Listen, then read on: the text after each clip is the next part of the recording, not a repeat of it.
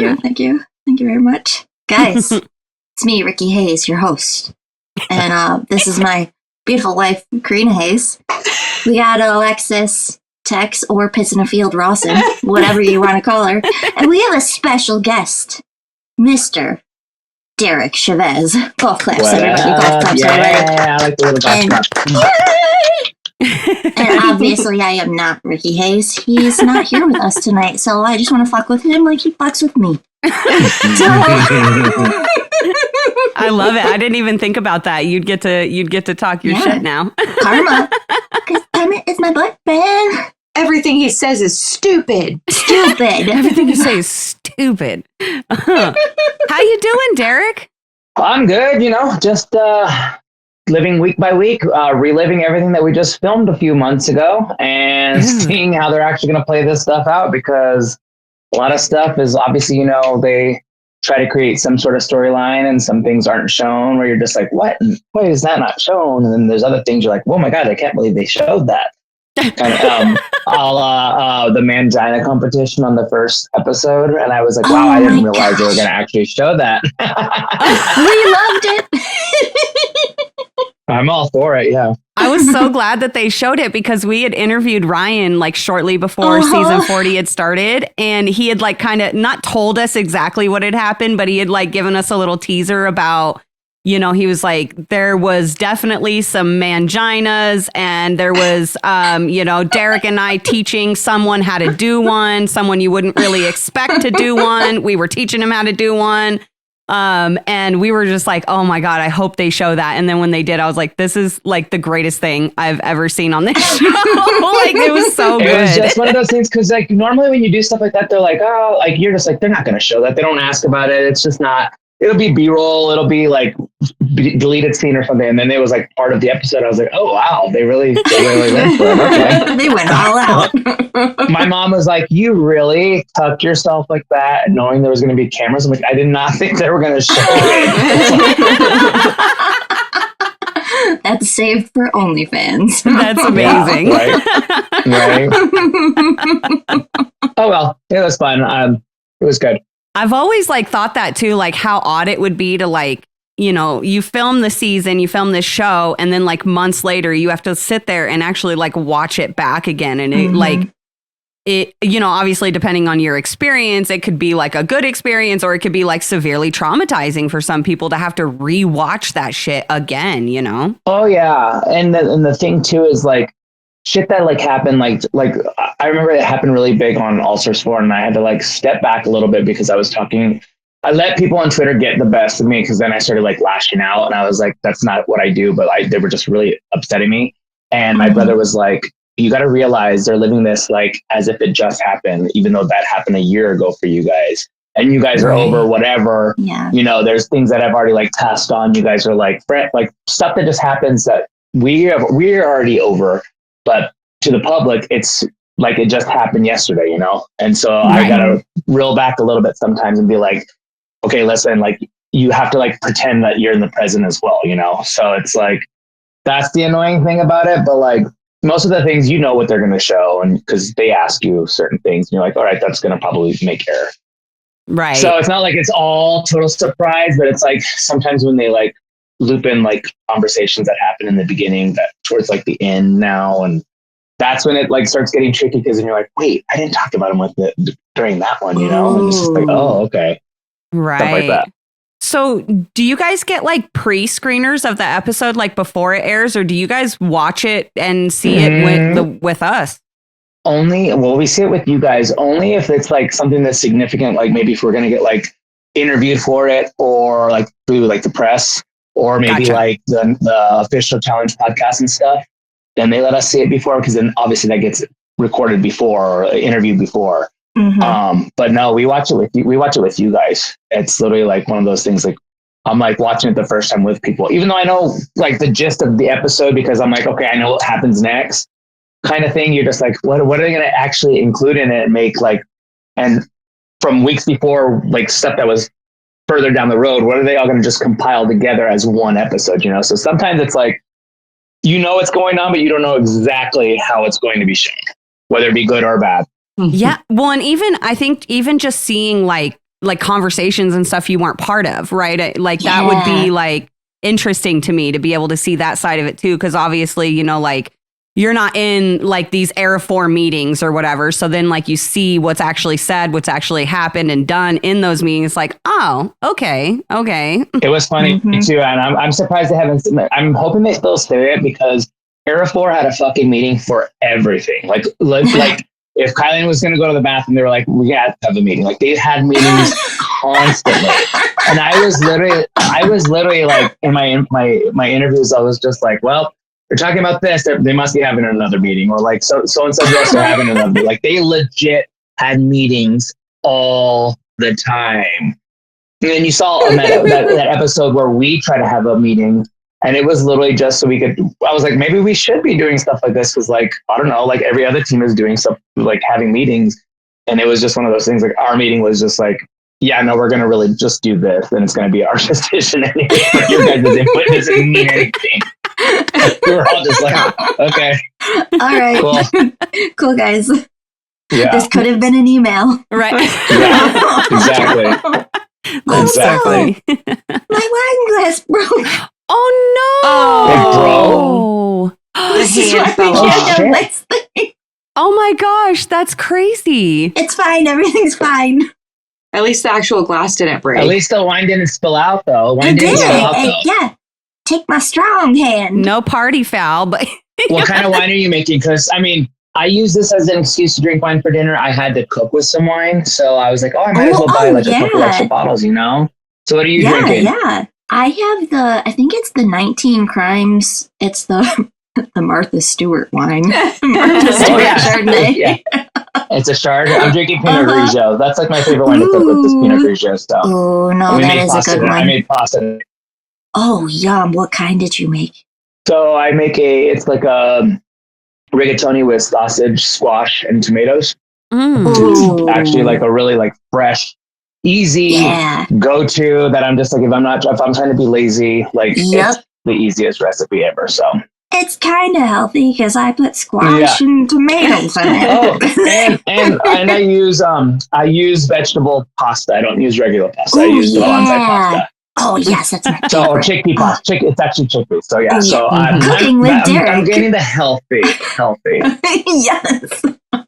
sorry, I'm just checking something really quick. Although I could just ask. Okay, she wants. No, I'm good. She's going in. She's going in for something. Katie, did you send her your notes? I did. I don't know if she'll use them. I don't know. How It's good okay. I am. I've got notes. Mine are sporadic. Yes, for everyone watching, Rick's not on the episode tonight. He's got to work tomorrow morning, so he, obviously needed to get some rest and stuff. But he did end up taking some notes for me. So that was very nice. Thank you so much. So first thing, the episode kicks off with the picture flashback. You guys know that we love these. And it was the Riot daily from Cutthroat with the Riot shields, and they had to push each other off, pretty much exactly what you guys ended up doing on this one. And I was actually just checking because I couldn't remember. I knew, Derek, that you were on Cutthroat.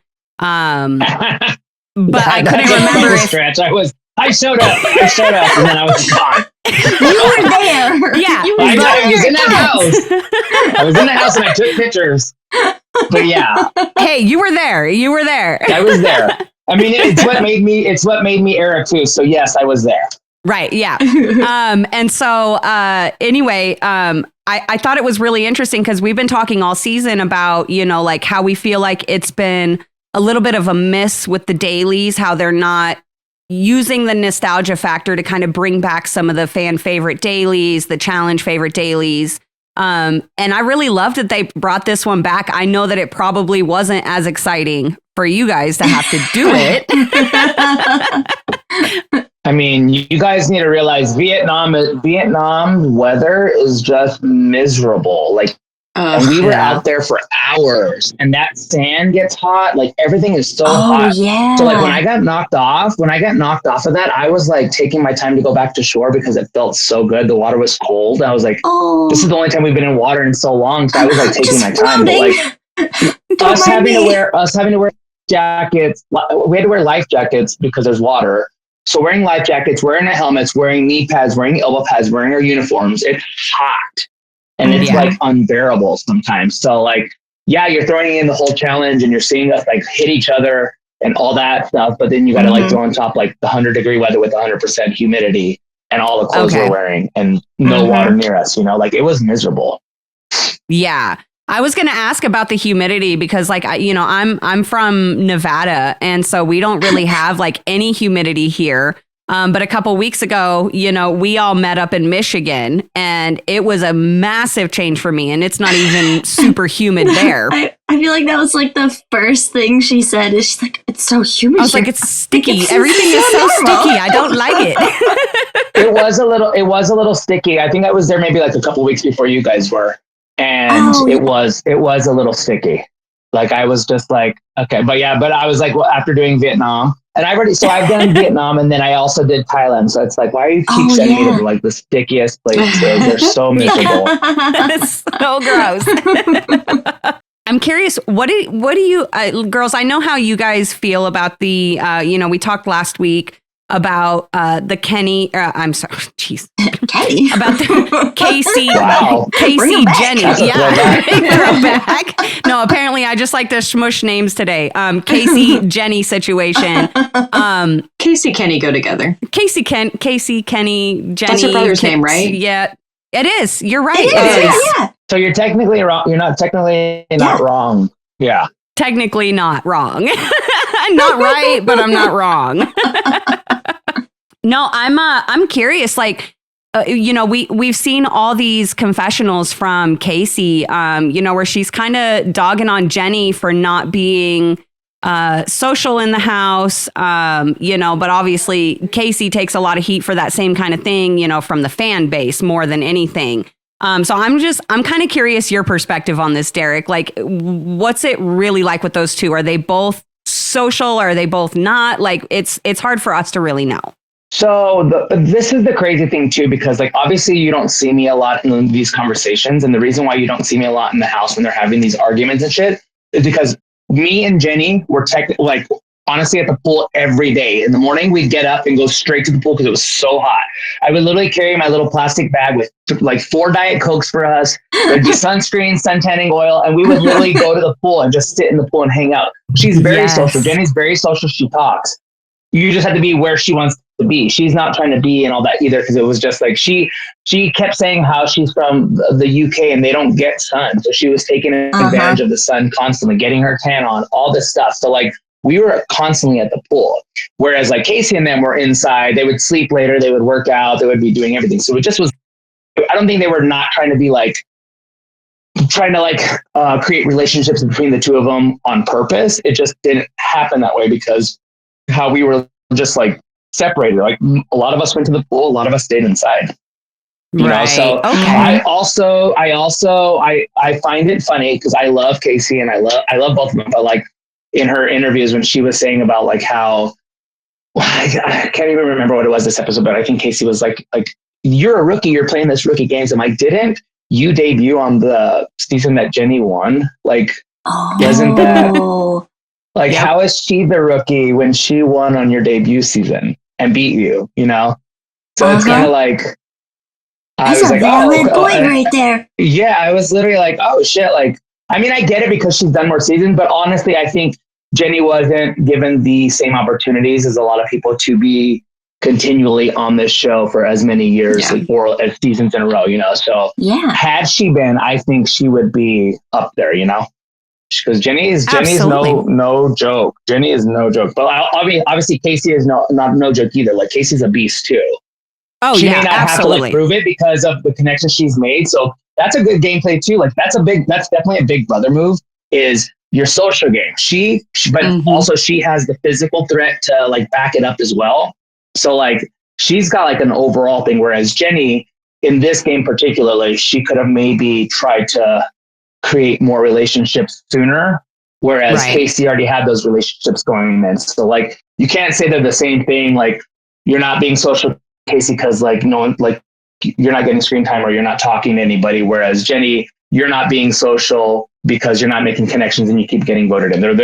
There's differences between that, and they have their own ways of like being strong in the game and competing together and like dominating, because Era 4 is like, I'm like, can you guys just, I think I said it in one of my interviews too. I'm like, can you guys just lose? Like, we need you guys to lose. And it's just, but yeah, no, I think Jenny, she gravitated towards certain people. I was one of them, which is crazy that they haven't shown that at all. But obviously she had her like connection with Bananas, and Bananas was not at that point, other than Michelle, really had wanted to do anything with Era 4, you know? Right. So it's like, I don't think there was just a disconnect between like the eras and stuff. So, but I do love Kaycee. It was just funny. Like that's when she said that, I just clicked, and then I'm like, wait, and I could be wrong, because Jenny debuted before Kaycee, right? In War of the Worlds. Yeah, she debuted on War of the Worlds. That's when we got the Tori train, when Tori took her out in the hall brawl. Oh yeah, and I had asked her about that too. I said, "So what did you do about that?" I said, "How did that happen?" She goes, "Honestly, Derek, she's not a sports person. She was in like theater, she was in band, she wasn't anything." And she goes, "It just was new to me." She's like, if that happens again now, I think it would be the same story, because I wouldn't be afraid to hit anybody, because she was afraid to hit Tori. Like that was the thing. Like she was like. So I was like, "Oh, I believe you, girl. I've seen those legs." Well, I remember because we interviewed Jenny, and that was kind of the thing that threw me off with what Kaycee has been saying, because we interviewed Jenny shortly after her win on Total, or well, no, because we started on Double Agents, so we interviewed her somewhere around Double Agents, and literally instantly from the second she got on the meeting, she was so easy to talk to. She was funny. She was outgoing, she's very talkative. Funny, and she doesn't know how funny she is. And her accent. And I didn't mean to call it stupid. Her accent though, like she'll say stuff, and I'm like, Jenny, like what the fuck did you just say? And That wasn't even like, English. I cannot understand. Yeah, not even in your English. That's not even your English. But she's just so funny. And I don't know if you guys ever talked to her about guinea pigs, but if you guys ever interview her again, ask her about guinea pigs. Oh yeah, we talked to her all about her guinea pigs. She's just so funny. Like I think it was like a minute and a half into the interview, she was making jokes about, you know, how many like random dick pic messages she gets on Instagram from like random strangers and stuff, and just like making jokes about it. And like, I was just like, this girl is so cool. So then, you know, when Kaycee's like, oh, she doesn't talk to anybody, she's not social, I'm like, that's weird. And Rick had brought up a good point on one of our episodes, saying like, you know, a lot of the people that Jenny has played with have been like the UK players, the Melissas, Georgias, and stuff like that. And obviously none of them are here. And it's really hard to infiltrate an alliance like the Vacation Alliances, whether they want to admit they're an alliance or not, they are. We all call them out. It's a thing. Yeah, it's a thing. It's for sure a thing. And you know, and that's hard to infiltrate, because you know you're going to be on the bottom of it. So you know, I get where Jenny's you know, coming from with, you know, not really making a huge effort on that part. But yeah, it was just hard for me to believe or to imagine Jenny just like completely not being sociable at all in the house. So. Yeah, but also with continuity with how the episodes are going now. Like at this point, if we're basing it off the storyline, and Kaycee is saying this based off of today, like last week or this week's episode, she's saying like, oh, she hasn't been talking, she's not making these connections. Well, also she doesn't want to make connections with you guys because this is her third time being a target that you guys have sent her in, you know? Right. So it's like, I understand why she doesn't want to be a target. Like, I mean, want to associate, you know, because she doesn't feel like you guys have her back. Right. Which we had talked about that too. And then I'm still getting to know like Era 4. They're the only ones that I don't really know. But Jenny was one of the ones that I was like really into. And obviously I love Olivia. We're good friends in person and off the show. But like Michelle, I'm surprised they haven't shown Ryan and Michelle's relationship. Like Michelle's my girl. Like I love Michelle. And they haven't shown, me and her were literally like, are they just not going to show our friendship at all? Like nothing. And I was like, like we even had a conversation prior to her nominating me as a target. We had a conversation. I was like, hey, how do you feel about like, what do you think you're going to do? And she was like, well, honestly, like Johnny, I've known him for years. He's met my family. He hangs out with my sister. I go, that's fine. If that's where you want to go, I hopefully you'll give me the grace to let me know before, so I'm not blindsided. But also though, I was like, if you nominate me, I understand, and I'm not going to hold that against you. If it comes down to things, that'll just be an easier choice. Like if it came down to you and Olivia or whatever, obviously I'm going to pick you to be a target and not her. Or like maybe somebody like, I don't know, Naya, because I was closer to Naya at that point. If it came down to like certain things where I had to like pick one or the other, I know that's not the way the game works. I was just trying to prove my point. Like, I'm not holding this against you, but I remember. And that'll just give me an easy way to say your name, you know, like if it had to go down to that, I go, but if you say Johnny's name on this time, is he going to forgive you? And is he going to give you the same mercy? And that's what I was trying to throw at her. Like, at least that'll be my, like, at least something to like try to help myself, you know? Right. And when she said my name, I was like, that's fine. I wasn't mad. I wasn't upset about it. But then, you know, their votes, and they were like, I don't know, did they ever say the numbers of what the votes were and how the votes were not unanimous, whatever? To either vote me and Cara versus Averey and Corey. Did they ever say that? They said it was 5 to 2. 5 to 2, yeah. 5 to 2, yeah. Okay, so then I thought that they were going to show this. So the two votes, I don't know who the other one was, but one of the votes was Michelle against me. And I was like, she had said that, and I was like, wow. I said, you voted me as a target, and now you also voted against me. So like back to back, I go, okay, I'll really remember this now. And she's like, well, is that a threat? She's like, is that a threat? I'm like, well, it's not a threat. I'm not saying I'm going to like gun for you, but like, if I have an opportunity and it's like an easier way out, then yeah, I'm going to say your name, you know?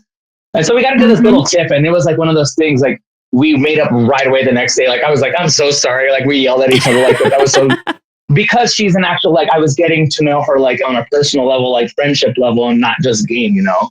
So it's like, it's crazy that they haven't shown anything like that. I'm just like, that was like good shit. Like, cause I like stormed out all dramatic too out of the pool, and like, I don't know, people say I don't engage enough, and I'm like, well, it's not because I'm not doing it.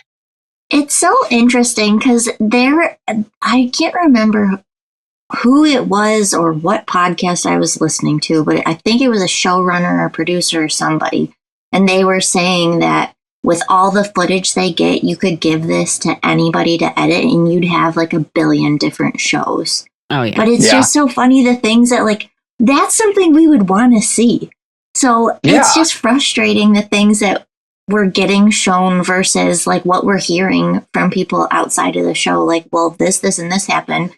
Yeah, because they could have even like played that. They could have even put that prior to Michelle voting me, and it's like it gave her a reason to say that to me. You know, like it could have like built that up. And then it'll show how we become friends after that. So we grew from it. So it's like, I don't know. I just wish that they would have just at least kind of thrown that in, or at least shown their votes if they voted. You know, like show them the votes. Yeah. No, I agree. We were just talking, I think it was last week, how we were like, you know, they're so focused on giving us, at least up till this point, I know it's kind of starting to dwindle off a little bit in the edit, the last 2 episodes, but, you know, up to this point, they've been so focused on just like shoving this Laurel Cara feud rivalry down our throats. And I'm like, there has got to be other stuff happening in the house. We don't want it anymore. I'm sick of it. I'm over it. It's been like over 10 years of this. I'm done. I'm so tired of it. And I got like the shit end of the stick too, because I didn't like flat out come out and say like, I condemn Laurel for the way that she acted. Right. To me though, she's never done anything to me personally. So I'm just not going to like come out. But I did say, I was like, she did her like shit. She was rude. Like that whole episode was awful. The way that she talked to her was fucking foul. Like it was gross. Mm-hmm. But like, I'm not going to come out and be like, I hate her. I'm not friends with her. I'm the this or that, because she's never done me wrong personally. She's done a friend of mine bad. So like I have my guard up with her, and I like now see her as a different person, but I can't say I personally don't like her or I hate her because she hasn't done me wrong. And it's not like we talk every day anyway. I haven't talked to her since this show. I haven't even had any conversation with her. And that's not even like avoiding or anything. It's just, that's how our relationship is. We've just never talked out of the show, you know? And after All Stars 4, when we were actually a little closer, we did talk a little bit, but it wasn't, I never saw her. I hadn't hung out with her. It was literally, it took a year for me to see her on this show. Right. So it's just like, it's just weird how like people can react to certain things. And I'm just like, wow, like that you can never, as much right as you do like 10 times as much wrong in this kind of like lifestyle. Yeah, absolutely. No, I don't blame you for not just like fully writing her off. Like I have a couple of, friends or acquaintances or whatever you want to call them like that in my life too, where, I just, they're very vicious people and I know exactly who they are and what they're capable of. They've never done it to me. I don't approve of them doing it to other people, but I'm also like not going to forget all the good that they have done for me just because I've seen them be vicious to another person. So exactly. I totally get it. But I am curious, especially with that Michelle vote. Were you aware of like the Era 3, Era 4 alliance? Like, was that obvious to the house? Because it's obviously very obvious to us in the edit. But I'm just curious, like how much the rest of the house knew about how deep Era 3 and Era 4 were with their working together. Well, it was kind of one of these things too. It was just like an unspoken like truce between the sides of the house. So like we were on the same side as Era 1 and they were on the same side as 3 and 4 were together. So it was just like, you just assumed that was going on anyway, even if it wasn't like blatantly like, hey, we're working together. You just assumed. And then you see like gameplay stuff happening. You're just like, oh, okay, well, that's kind of sketch. And then they're having these meetings constantly and like Era 3 is in the same room as them. So it's not like where I was always just like, oh, they're in the same meeting. They're like in cahoots together. But then like come this episode, this is another thing that they didn't show. Me and Corey had this whole like, hey, we're on the same page for this episode, right? Or this challenge.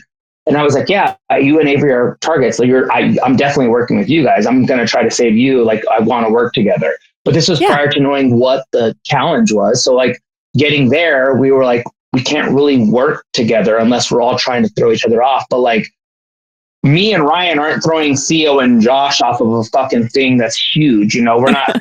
So then what do you mean? You could. You never know. Adrenaline. Yeah. Like if this arena was smaller, maybe, but like that arena was so big, I would have to literally. There was no way. But yeah, it was big. So then getting there, like, so it showed Josh, Theo, and Derek talking prior to this, and that was fine. And then me and Corey talked prior to that too. And then when we get there, Johnny was like, "Hey, we're just gonna play defense. We're gonna protect Derek. He's gonna be right here with us. Let's just let 3 and 4 go at it because they're going to." So if you notice in the very beginning of like when he blows the horn, Era 2 just comes and we just stand there with our shields down. We put our shield down on the ground and they're all hitting each other. But then it's just like, once you're in there, you're just like, people are hitting you. You're like, I'm not going to not hit them back. So then you're hitting them back too. It's like, and those shields were so heavy and the handles were welded. So it's not like your arm could move. So if you kept your arm in there, your arm is stuck there. So that's why I was holding it like this, which was probably not good either. But at least I could do this and push off rather than being like this and getting stuck in there and then breaking my arm. I wasn't like, hell no. And I got hit Josh and Corey knocked me good. And I was just like, whoa, shit. Okay. Those are big boys too, to be coming at you with a big ass shield like that. Oh yeah.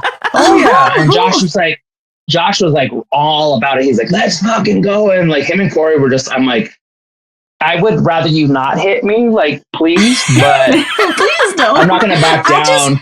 I'm not going to back down.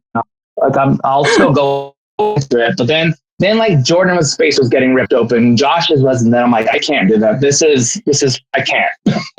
Don't damage the moneymaker. I'm done. Yeah. Don't damage it. Oh my gosh, that's great. Oh man. Yeah. So it was intense. Oh yeah, I bet. I honestly, like, I was watching it too, and I was just like, I don't know. I can't remember. I'm trying to think. I want to say it was Wes that we had interviewed, and he had brought up, he's like, look, there's a reason that in like actual sports like wrestling, boxing, etc., there are weight classes, right? And it's like, it's dangerous, honestly, to put like these big giant, 220, 230 big, over 6 foot boys in there against, someone who's, 5'8", 180 pounds, like 160 pounds, whatever it is, so it's just like, it's a little crazy to me when they do those ones. It's fun to watch, as a viewer, obviously, but it's a little scary. Yeah, it was. I'm 6 foot and 180, so I'm not that small, but like compared to like these boys that are all over 200 pounds, minus Jordan, but Jordan's not small either. Like they're huge guys and just coming at you with full force, and I'm just like, what the hell? I gotta go. I'm just gonna Homer Simpson in the bushes. Yeah. Just like hold on. Yeah. Just sidestep. Yeah. Exactly. Well, and that was the thing that like I noticed with the daily is like I felt like the girl, I don't know if it was editing, but I felt like the girls weren't going as like full out. But man, that boys round was absolute, like it was just full force, full speed. It was crazy.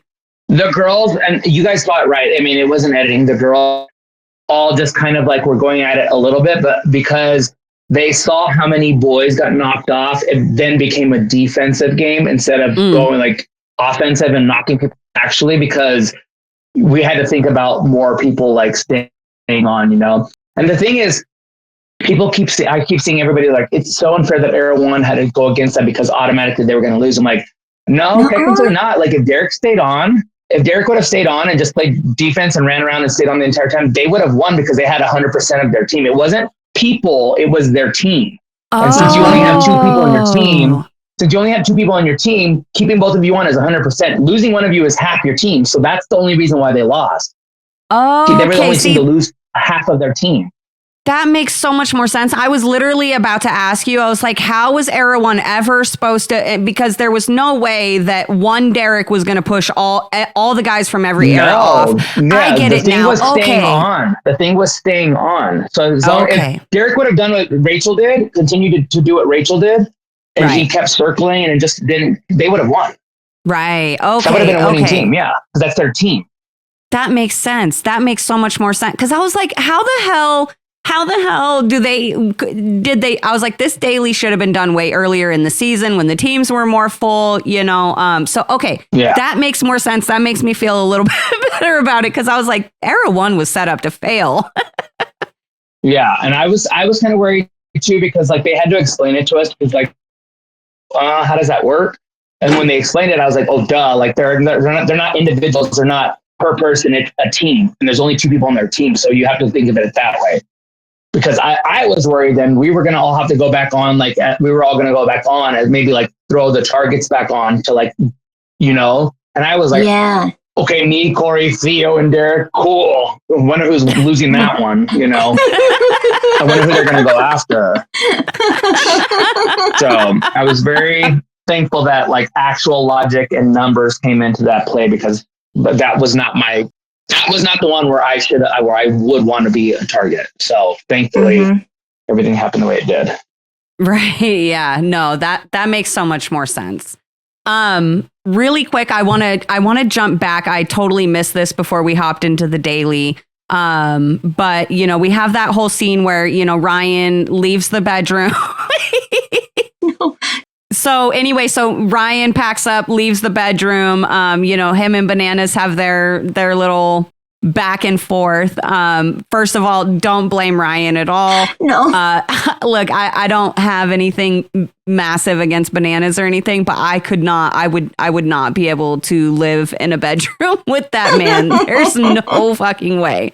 So I don't blame Ryan for leaving. No. So the funny thing too, and he won't admit it like out in public, whatever, but I know exactly why he moved too. So it wasn't just Bananas. And you guys got to think, so when you walk into our room, there's 1, 2, 3, 4. There's 5 beds on one side, and then there's like a little like headboard that blocks you from the other side. So like, yes, we were all in the same room, but like Bananas from us was on the other side of it. So like, obviously you can hear him because he talked a lot and he talks loud, but like he was a little far from us. But Ryan won't admit it though, but I snore sometimes, and Ryan's a light sleeper, so he was laying right by me, and because I snore, he's like, I can't sleep. So that was another part of it too. So he moved to the other room, which he waited because all the boys were gone except Derek, and Derek didn't snore because CT and Darrell and Brad all snored. So there's no way he would have been in that room with them. Oh, yeah.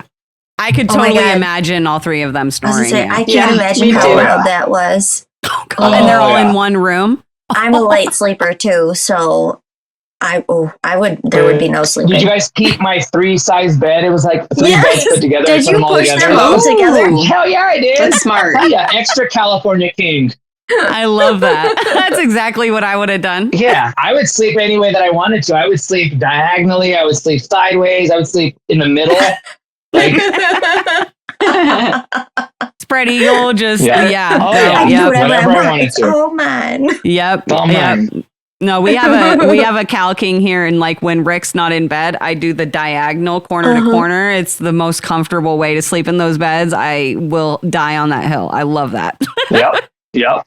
One other thing that happens before we dive into the daily is we get the scene of Derek K, Derek Kaczynski, and Theo making a deal.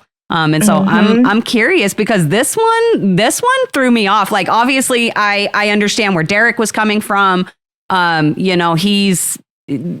just got to grasp for any straws that they can grab at this point. But I was shocked that Theo went through with this one. So I'm curious, what were your guys' thoughts about this deal? So obviously we didn't hear about it until afterwards when Corey was trying to make the deal with Theo on the arena.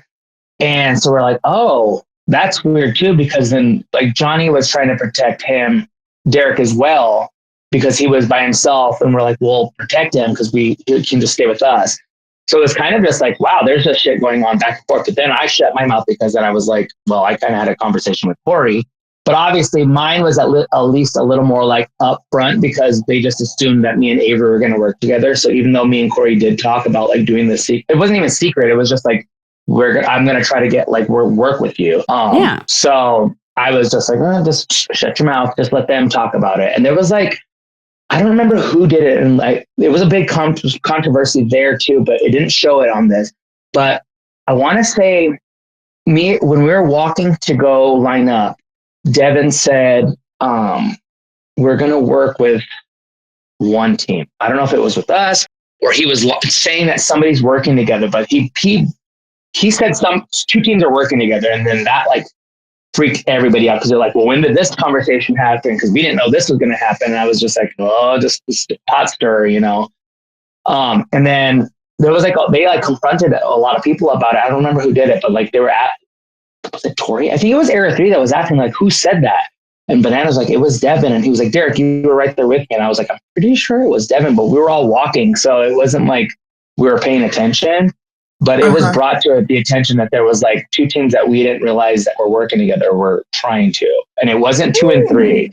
It might have been the 1 and 4 thing. I don't remember what it was, but it was definitely said out loud. Ooh. And it was something that nobody had any idea about it. Yeah. Things that make you say, Mm-hmm. Okay. Do you have any thoughts on this one? I was just surprised by it. I didn't see it coming. I thought Theo was going to be like, nah, bro. So when he said, okay, I said, what? Huh? Who? And in the end, I feel like I'm speaking Linkin Park. In the end, it didn't matter. Yeah, no, I was shocked. And honestly, I think that just one more thing I wanted to add about this is I think that moments like this are kind of what pokes holes in these like storylines that production wants to try to tell with their editing, because all season, and I've even given props numerous times about how well Era 3 and Era 4 were working together, how just connected and linked up they were. But I think this moment with Theo shows that it's not like across the board with those eras. Like some of these people feel very uncomfortable in their eras and in this alliance. People like Corey on Era 3, Theo on Era 4, Jenny on Era 4, etc. And so it's like moments like these that it's like, okay, wait, so the story that you've been telling us about how close and locked in Era 3 and Era 4 are is not quite accurate, because clearly Theo, like, he didn't even think about it. He was like, yeah, let's do it, So that's what I think what really like kind of, blew my mind a little bit. I was like, okay, so they're not as close as we think that they are. See, and that was the thing too, like, because we were close to Era 1 But like me and Ryan were close to, I mean, Ryan had Rachel, so he was close to Era 1, but like, yeah, I love Tina and everybody, but like I was very closer to like Johnny and Averey. And, you know, so I had my connection with that. I had my kind of shoe in with Era 4 with Olivia, by proxy, Michelle, and just like could at least be able to like maybe down the road, like negotiate and be like, well, my friend's this person, I can, you know, there was at least leeway with kind of every era. So it wasn't like point blank, like 1 and 2 were together, 3 and 4 together, even though it kind of was like, I don't know how to explain it. Like it was, but it wasn't right. Like obviously. Because like we were like, we're all OGs, like let's fucking take care of each other. But then Era 1 kept going down like fucking flies, and we're just like, holy shit, like I don't know. Did you expect that? Like we've talked about it a billion times, and we're like the nostalgia in us just wanted them to come in and shock us all. But yeah, when I started to see like kind of what the challenges were after trivia, and they got rid of the like those people, I was like, okay, well, their numbers are dwindling. And then just knowing in the little like Y challenge that we did in the trees, seeing how bad they work together, you're just like, oh shit, like they're not like cohesive like we thought they were. So it was just one of those things. Once they started losing people in the first couple ones, you're like, all right, so even though you wanted to like root for them, in the back of their mind, you knew like, hey, none of our teams are losing. Era 1's going to lose the entire time. Like that was just like an unspoken like thing you knew with your team. Like as long as Era 1 is still here, they're losing. So we just got to focus on not like making sure they can beat any of us. So like, and that was the thing. We all just made sure that they didn't beat us. And then I just love how like Rachel and them are like, can you guys just give us a break? Like at least one time. I'm like, well, you guys keep losing. So it's not like we're voting. Like they got voted in one time. Like it wasn't like they were losing the entire time. Yeah. We said the same thing. We'll give you a break and you guys can win. Like if you guys win or don't, you know. That validated all that we've been saying. So thank you. Yeah. Thank you for being here today. Yeah. So I was just like, okay, yeah, sure. That's too funny. It was sad to see them go because there are such icons that were on that team, and it was just like shit. These are like these are them. They're them, and to see them just go off one by one, 2 at a time, it was just like fuck. Like, well, okay, well, this is the game now. So like, you got to focus your energy because I thought they were going to be a bigger threat. So when you found out that they weren't going to, you had to really see the bigger threat, and it's like 3 and 4. Yeah. Although Era 2 did get second almost every single time. So heck we weren't losing. I really I'll be honest. I expected Era 1 to do much better than they've done. But I expected Era 3 to just like run away with this whole season pretty much. But Era 2 and Era 4 have been the most impressive teams in my opinion. Like Era 3 is doing really good as well. You know, but like Era 4 has surprised me, and Era 2, I had said that if all of the drama and the issues could be put away, you guys would have the absolute best team. You have, you know, arguably the goat of the males. We did too. Like we would put as soon as the challenge came, minus the Y one, which we found out down the road, and it was kind of like that's fucked up. But like, even that one, like we all just even when like Laurel and Bananas were the targets, we were like, we're a team.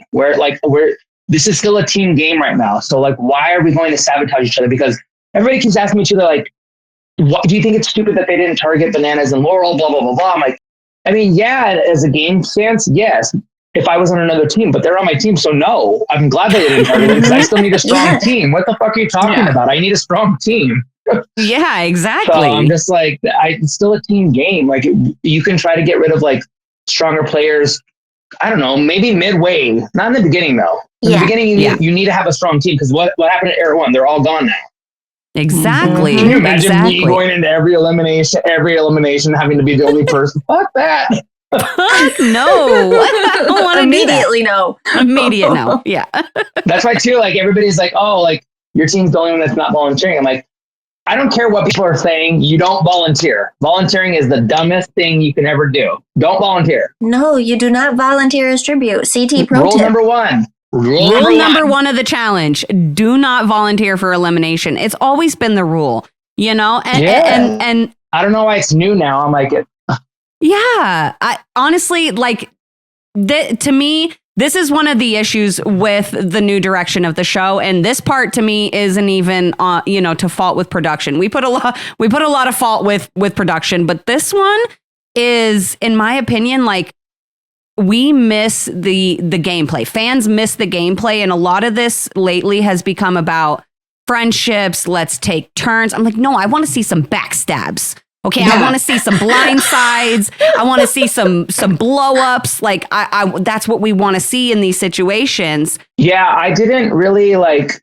I mean, obviously, I was never in that situation to where I had to be the one to decide who was going to be a target. Like that wasn't any of the situation that I had ever been in this far. Right. But like the whole everybody down there, like, do we have any volunteers? I was like, why are you asking them to volunteer? Like this is your move. I get it's going to like put a target on you, but like. Honestly, you can't be the target again anyway. You have to you can't be back-to-back targets. So it's like, right.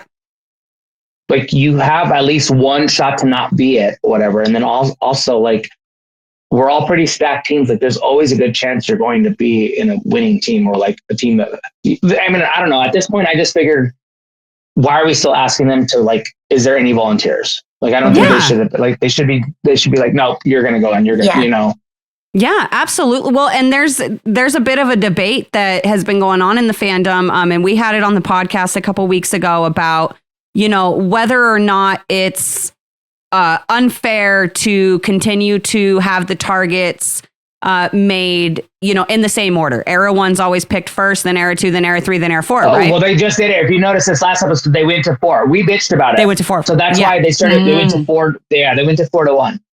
Well, and everybody's like, well, why wouldn't they switch it up every week? And I was like, honestly, I don't think production thought that the cast would play this way with the whole volunteering thing. I think they expected whoever was in the sand was going to make their targets. And so it wouldn't matter what order the targets were picked, But now with volunteering, it matters because now people are backing out depending on who was, A few weeks into it, I was like, they should have done. All right, so like these targets who won the elimination start with 1, 2, 3, 4. Then the next one should have been 2, 3, 4, 1. Then the next one should have been 3, 4, 1, 2.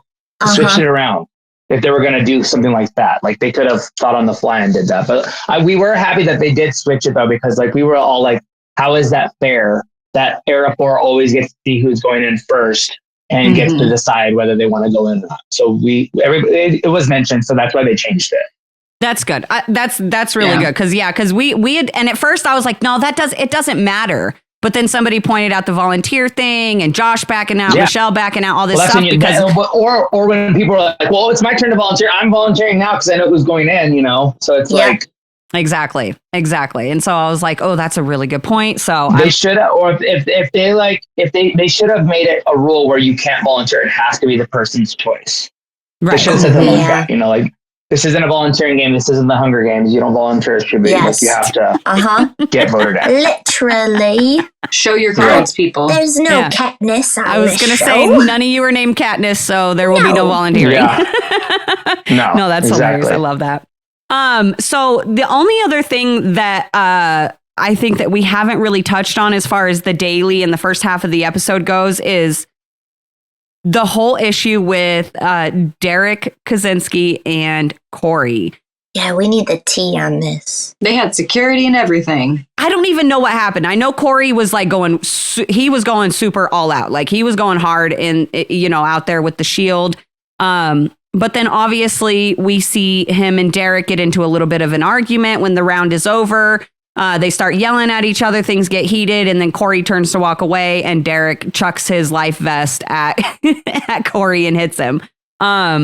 So having been there, did you see kind of what was going on or like what caused this blow up between them? Because it's not like super apparent. It's just, it was literally just two bros that fucking got into it. They trying to establish dominance. Somebody hit somebody too hard. Then it was like, well, fuck you. I can do it as hard as I want to, blah, blah, blah, blah. It was just very bro. That's all it was. I pick things up, I put things down. A lot of testosterone flying around. Yeah. I think he said that like his life jacket hit him when he took it off or something. And then Derek called Corey a bitch. Derek threw it at him. He said, he said something, I'll do so-and-so something, bitch. And he threw it while Corey was walking away and it hit him. So then they started getting into it again. I was just like, oh. So, I mean, yeah, it was kind of like a lame move to like throw it when he was walking away, but he didn't like chuck it and it didn't hurt him. He like tossed it. It wasn't like a knocking somebody out move from behind. Corey was still just all revved up. Yeah, it was very testosterone-y, bro, fucking frat kind of. That's all it was. Yeah, that makes total sense. I mean, hey, I get it. It was testosterone time. Derek, your nicknames this season that you're coming up with are fucking killing me. Like She-Ho, it's sticking forever. I have a couple. I have a few of them. So I hope the other one that I call Kylan comes out because that one was a good one. So I have a good one for Kylan. So I love. What was it? What did we? Oh, it was last week with the with Devin's birthday and the stripper service, and we called it like Chavez and She-Ho, and I was like, that would be like a major seller, dude. By the way, that was fucking impeccable. Like, thank you for your service. Yes, thank you for being here. Put it on a business card. I hope you got paid extra for that. I put glitter on my cheeks just for you for that. I want to, and I'll. Me and Anissa are going to bring this up at the reunion whenever that films. So you don't know when it's going to happen, but whenever that films. Oh yeah, we don't know when that's happening. When Tina talks about Anissa and she calls her Elimination, I was like, that was my nickname for Anissa. I said that. I was saying that at the elimination, and Anissa's like, I will back you up on that because that was your nickname for her because every single thing like. If Anissa was eating like a burrito, I'd be, ooh, burrito Isha. We would always just say like Anissa, Isha, like every single thing that you did was a sort of nickname. So then when she went into elimination again, I go, oh damn girl, she's Eliminisa. You know, like then she's like, oh my God. So then like we all use it, but like Tina coined it. I'm like, that was not it. So no.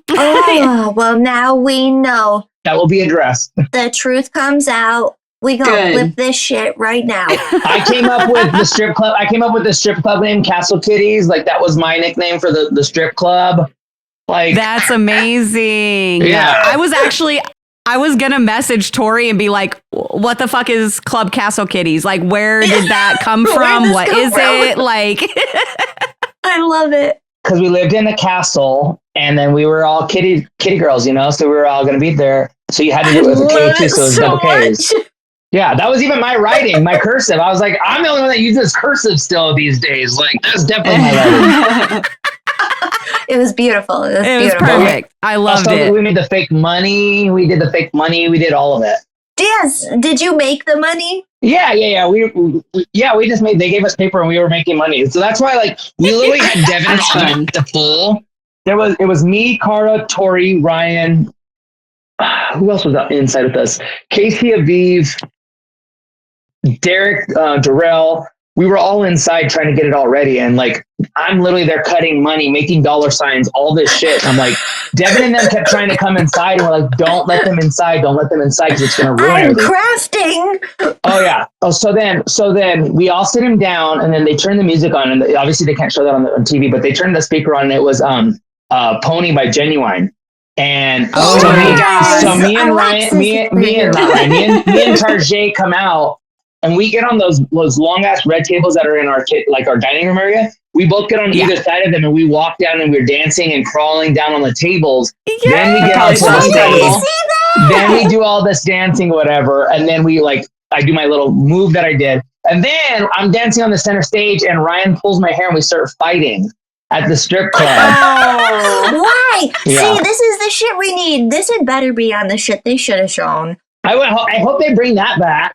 Yeah, I wish they would. Dude, we've been asking for that for fucking ever. That was my favorite part. I don't know if you guys noticed on any of my interviews, but there's been a couple where you can see my lip is really busted. but we were having it was at one of the cookouts that we had outside.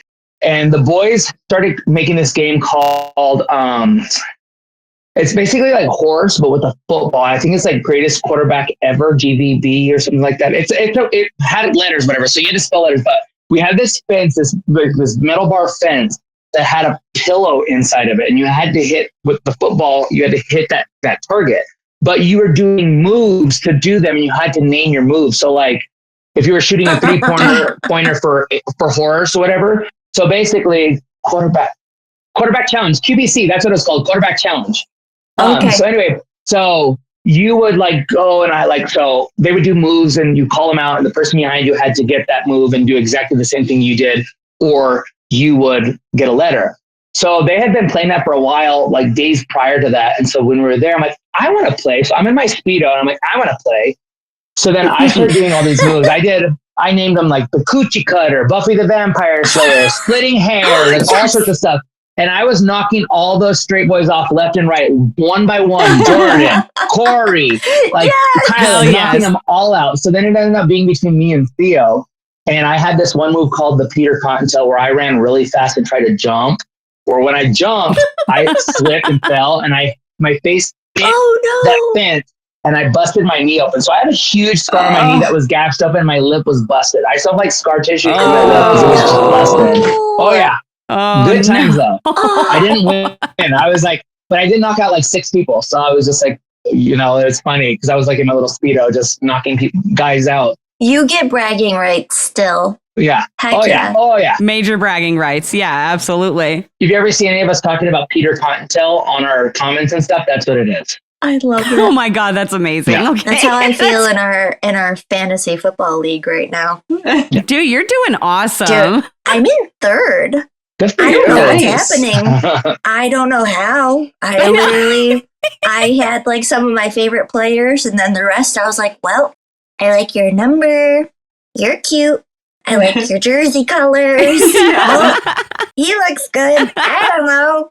That's what I did on my fantasy team too. Yeah. I'm like, I don't know who you are, but I like your name. There you go. Your name is nice. I can make a fun team name from this. Yeah. So obviously, the daily wraps up. Era 1 loses and Era 4 wins. Thank you, by the way, again for explaining that, because that makes so much more sense how Era 1 lost. And then, obviously we head into House and Deliberations.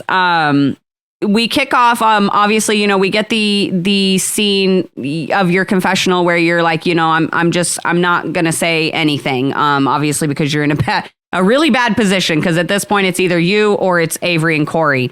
Obviously, you kind of decide to just not say anything.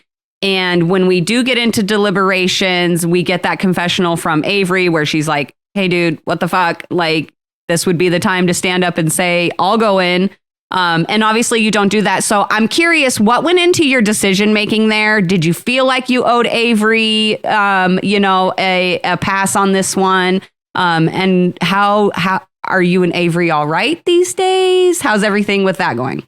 Well, first, before we get into that, you guys viewing it, how do you guys feel about it? So that way I can like rebuttal or talk about like how you guys feel about it, because I've been dealing with this for the last 3 days on like Twitter and social media about fans and stuff about their decision on why, or their opinion on why I should or shouldn't have done it. So I want to know your guys' opinions before we answer that question. My note was, no. First rule of the challenge is don't throw yourself in. Yeah. Rule number 1 is don't nominate yourself. And look, I respect what Averey did earlier in the season, but I feel like that was a decision that she made for herself. And I think I even said this on that episode, is that it didn't necessarily feel like she was throwing herself in for you. It felt like she was standing her ground against Tony for herself and for her own, pride, and, to stand up to somebody like Tony who was trying to push her around. And I totally get that. But I didn't really feel like that constituted you a necessity to repay that and vote yourself in, especially at this point in the game and with the people that you'd be going up against, it just exactly. So I didn't blame you at all. Yeah. Okay. So my point of view is this. So when it was me and Aviv and Tony and Averey had power, they had power. So they had the decision to do whatever they wanted to. And so Tony tried to strong arm her into basically bending the knee to him, which he can deny as many times as he wants to. He did. He even said it on there. He's like, she's going to change her mind.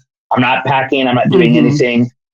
I'm not going to talk about it here because I feel like this needs to be a conversation for the reunion. Do I think that he wanted to be there? I don't, but that's going to go on later. So that way fans can see that as well.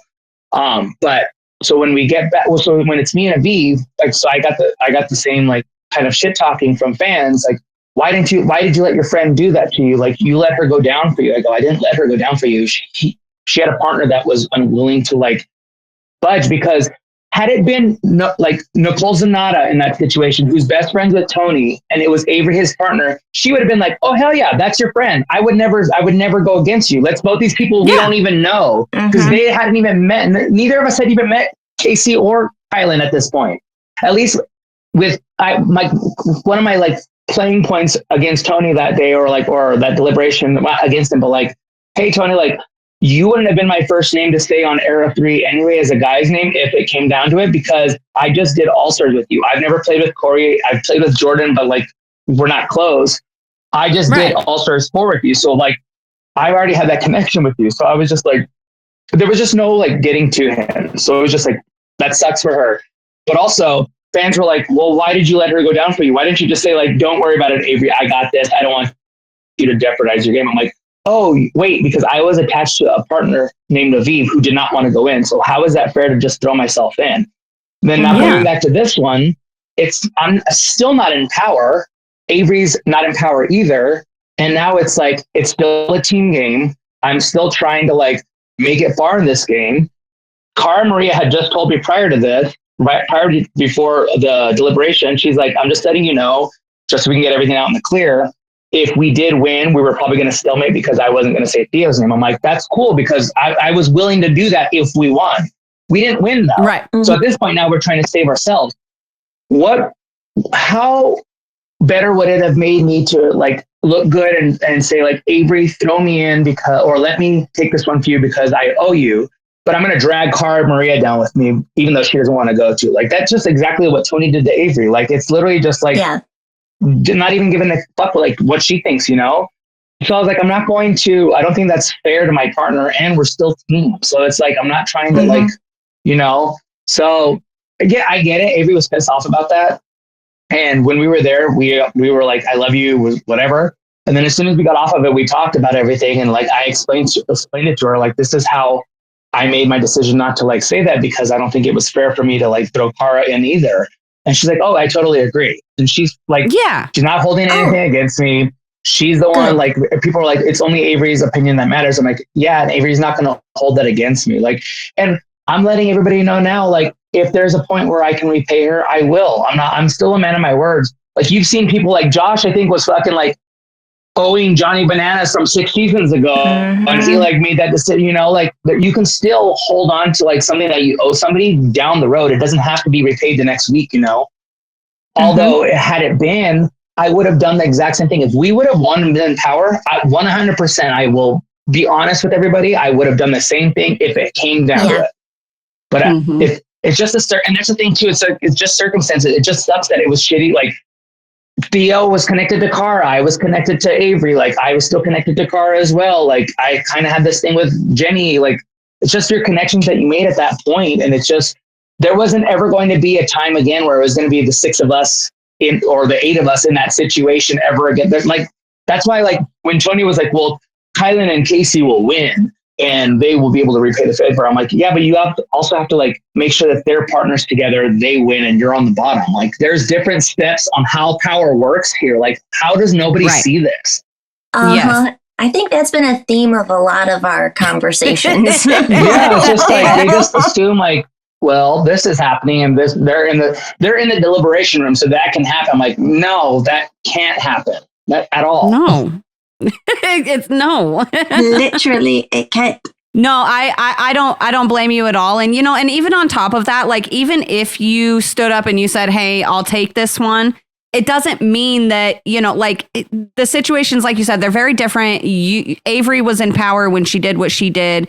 You're both on the chopping block with this one. Like I said, even if you stood up and said, hey, I'm going to take this one, it doesn't necessarily mean that Theo and Jenny are going to send you in, especially when... Which they weren't going to anyway, because Theo wasn't going to say Cara's name.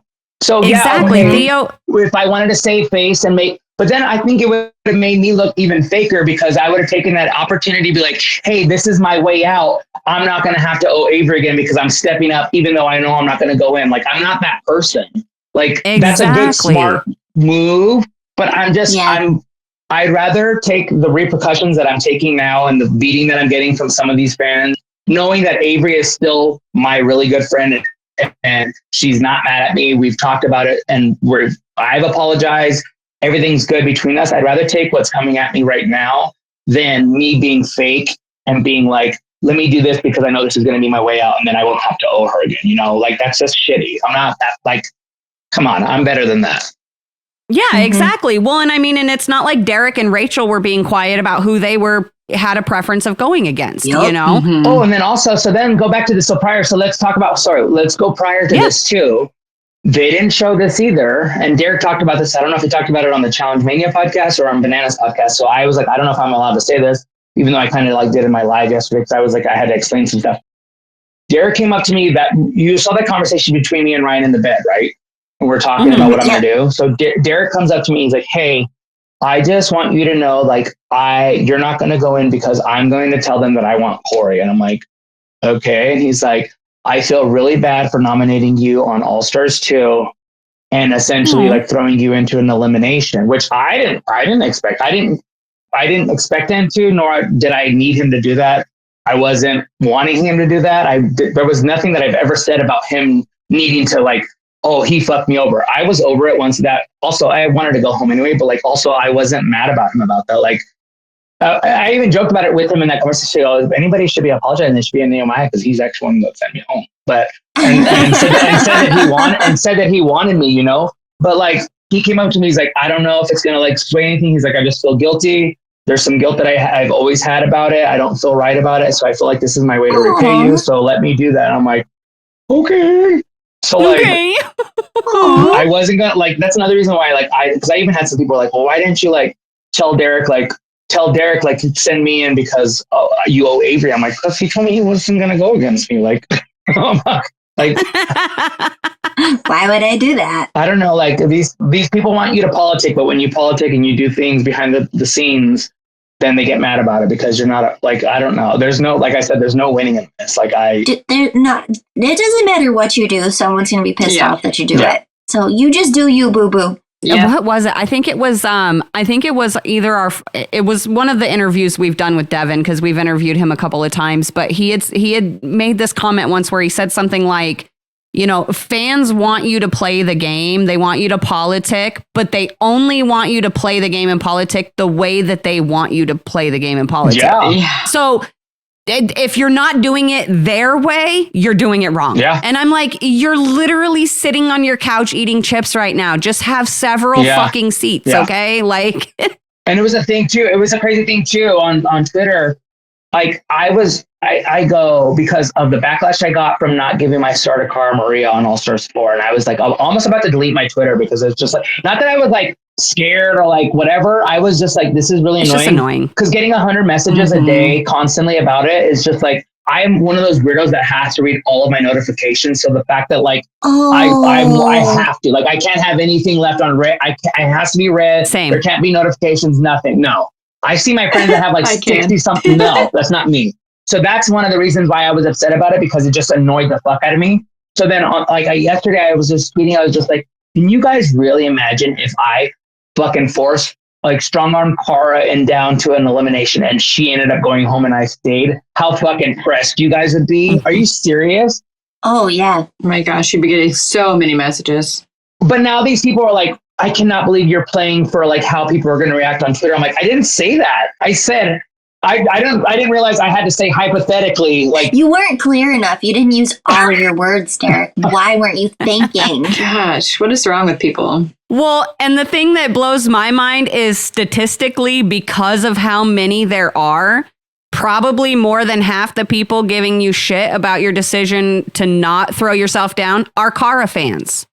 So like, why are you guys mad? Like they just challenge fans will look for anything to complain about, to bitch about. Like, and you know, I'm very grateful for the support we get from the people that we get, but there's a large portion of this fandom that is just so toxic. It's like, God, you guys, like, no wonder the cast doesn't go on and act as freely and carefree and crazy as they used to, because y'all are fucking nuts. Gonna rip them apart for it. Yeah. I said that too. I was like, well, I think I said too, I was like, I didn't realize I had to give an actual like hypothetical in this thing, but that was a hypothetical. If this happened, I did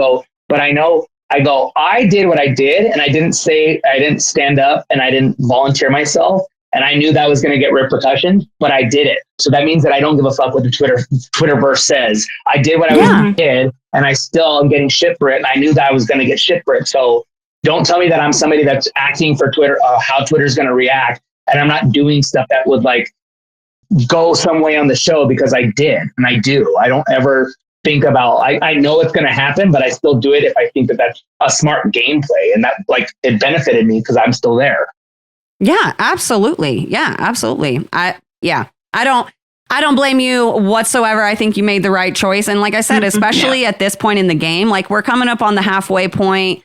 That's just stupid. That would just be stupid. So going back onto like the not volunteering stuff. So after the whole Ryan and Bananas conversation, in my interviews, I wish I would have said it, but I was literally like, in what reality is Johnny Bananas being like, hey, you know what, guys? It's my turn to volunteer. I'm volunteering. I go, there's no fucking universe that's happening. No. Like, why is he so pressed about it? I get it. It's annoying, but like me and Ryan, we were playing the game that he usually plays because he normally has numbers. And this time he didn't. We did. And we were skating by because we had friends that were like not choosing us. And that's a good gameplay. Like that's fucking your social game, you know?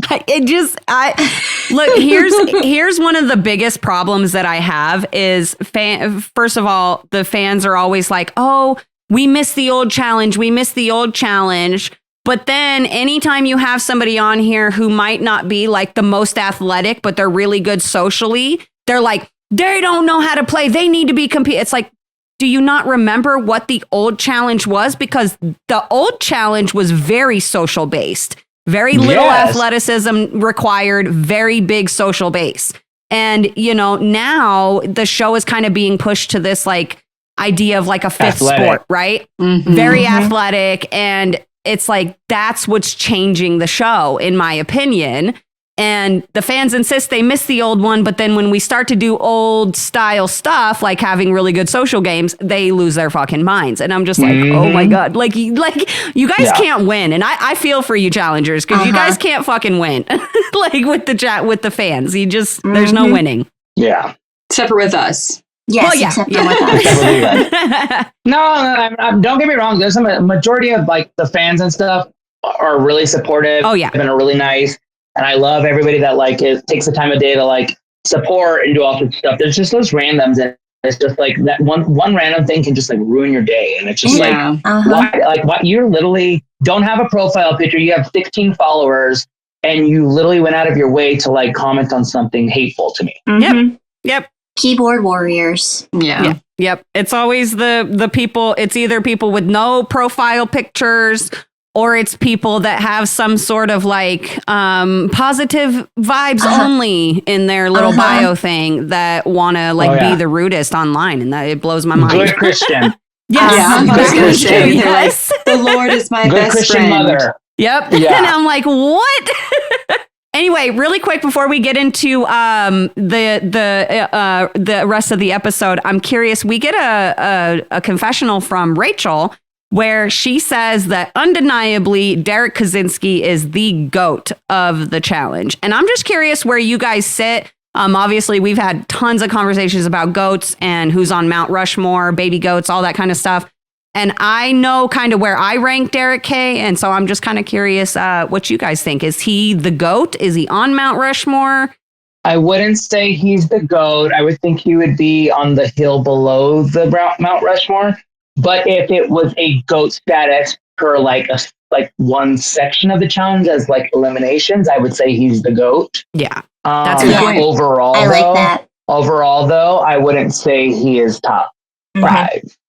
Yeah, but I he's think that's definitely fair. he's definitely the guy GOAT of eliminations. 100%.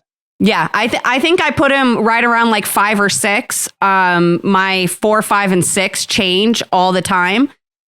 So I agree. I don't necessarily think he's the greatest. I think that he's one of the greatest of his era.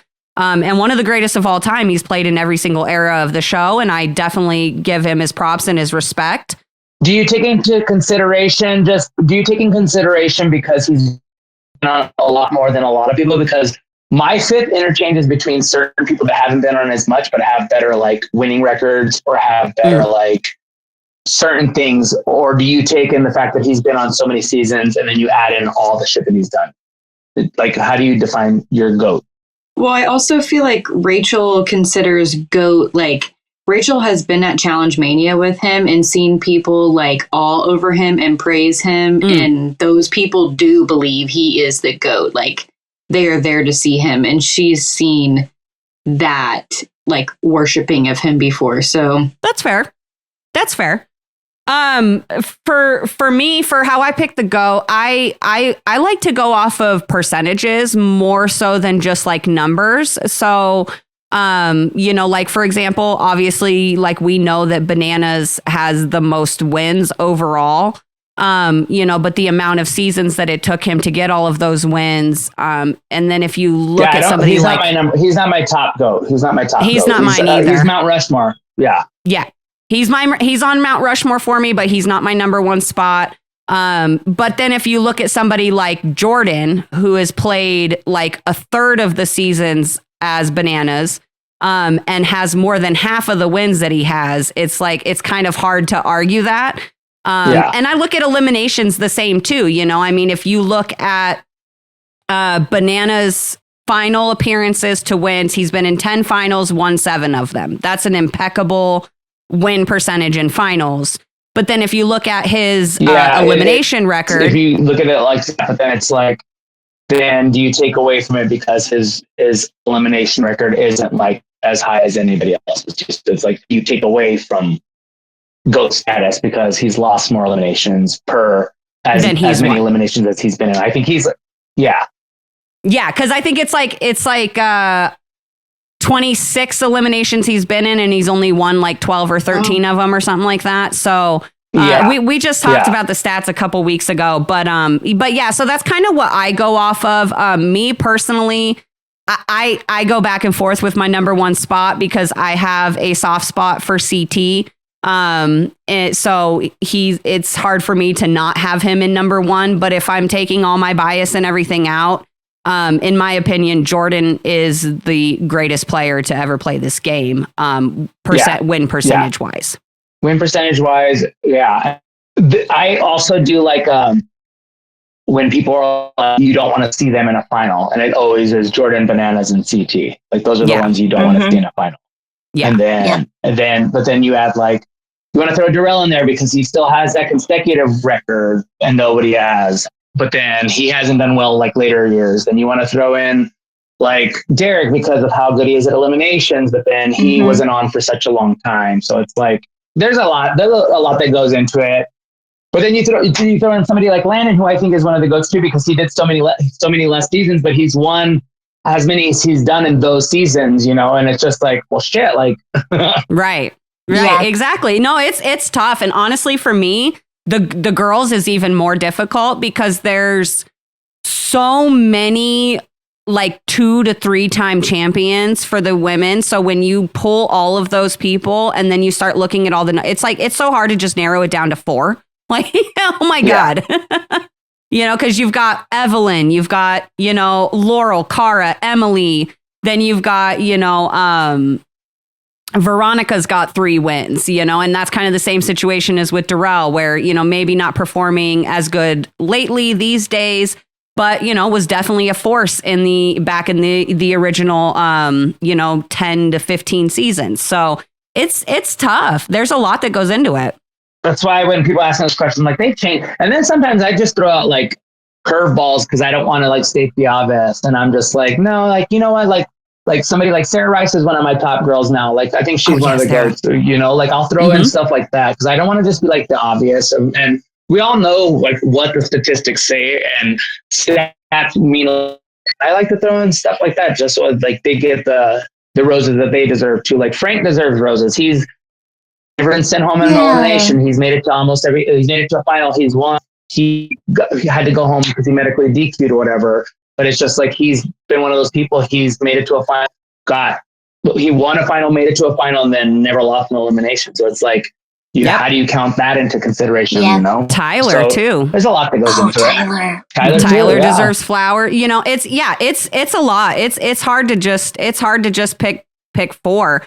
But now I'm gonna blow your mind because another podcaster, their podcast is called The Challenge Historian, and he's awesome. We love him. We usually do like one collab episode with him every season. But we did a Mount Rushmore episode with him like a year or 2 ago, and he made a really good point that if you're looking at Mount Rushmore as the actual Mount Rushmore, it's not the like statistically like best presidents. It's influential, right? So influential faces. Right. Exactly. So then it's like, you know, you could get away with approaching your Mount Rushmore like a different way, you know, like you said, throwing in those random ones that maybe might not have the stats, but they made an impact, you know? Oh, like Marie would be one. Yes. Ashley. Yeah. Yeah. Amanda would be, Yeah, exactly. You know, so anyway, so back to the episode. We get the awkward meeting with Era 4 where they kind of try to make it look like it's a vote when it's really not a vote. They knew exactly what they were going to do.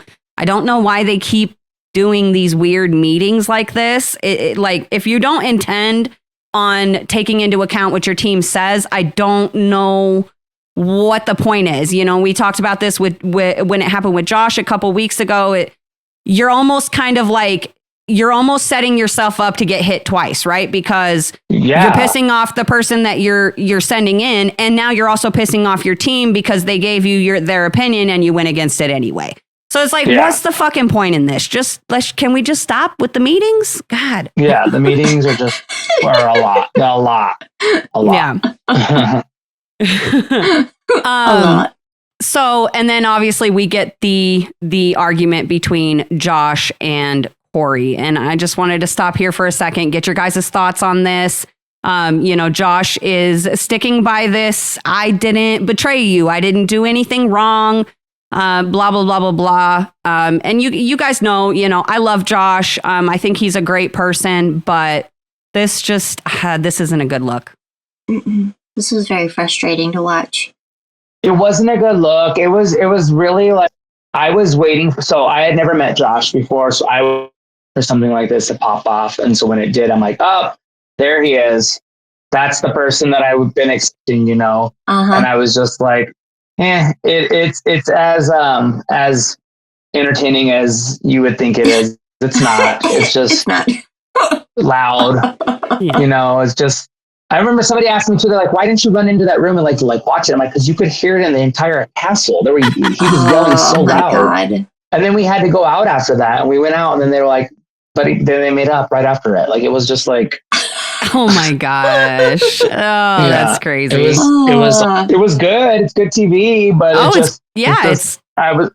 was expecting it. Like we were all, me personally, just because I had never met Josh before, I was waiting for it, and I was surprised it took that long to get that loud. So it did take a while for him to get. Yeah, that's growth, I guess, right there. Still no growth in the lack of accountability. Yeah, never standing up for your friend, but you know. Yeah, no. It just blew my mind to be so loud about something when somebody else can step up and say, hey, bro, that's not what happened, which is exactly what happened. Kylan comes in and he's like, hey, wait, no. Because Kylan, for some reason, he just word vomits. You know what I mean? Like Kylan just word vomits everything.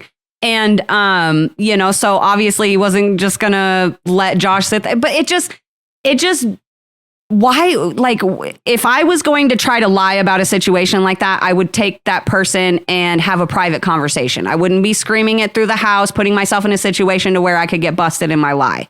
You know what I mean? So that part just kind of threw me off. I was like, what are you doing, Josh? Like, why? Why all the theatrics, you know? It wouldn't be Josh if it wasn't theatrics involved, you know? That's so true.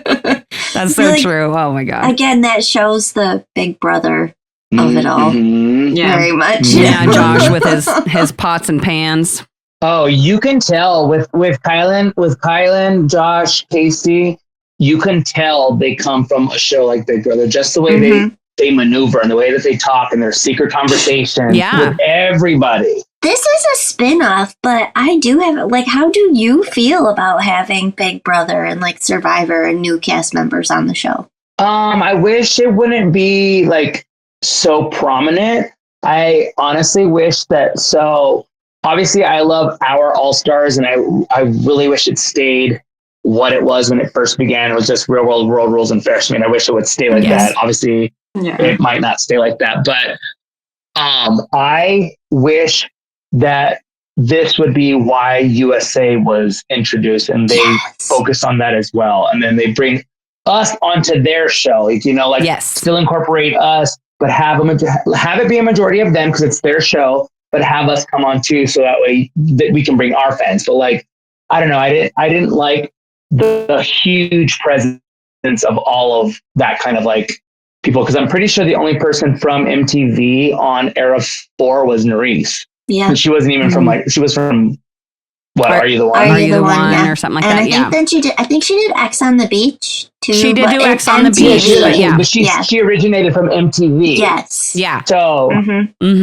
Yeah. No, that's a really good point. Yeah. Yeah. I think I can't remember when it was, but we had the same discussion, is that, you know, I think that it would have been cool if they kept the USA series kind of going, you know, for the CBS players, and, you know, bring some of, you know, the MTV challengers on, you know, just to kind of give that feel and bring the fans into it.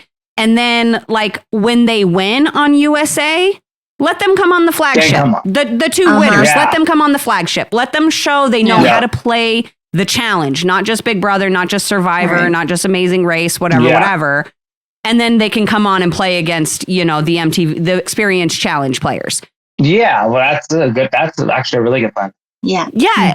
It's almost like a, God, what do you call it? Like a, you know, like JV and then you move to varsity kind of a thing. You know what I mean? Yes. Like, so that was always my idea and what I thought they were going to do with USA, but I don't know. They're not utilizing it like that for some reason.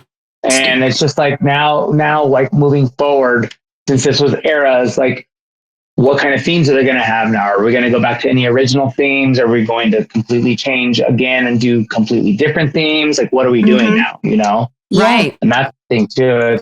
That's going to be interesting to see. I've seen a lot of fans say that it feels like the last like 2, maybe 3 seasons are setting up for like a rival season. And especially because we keep getting all these rival edits.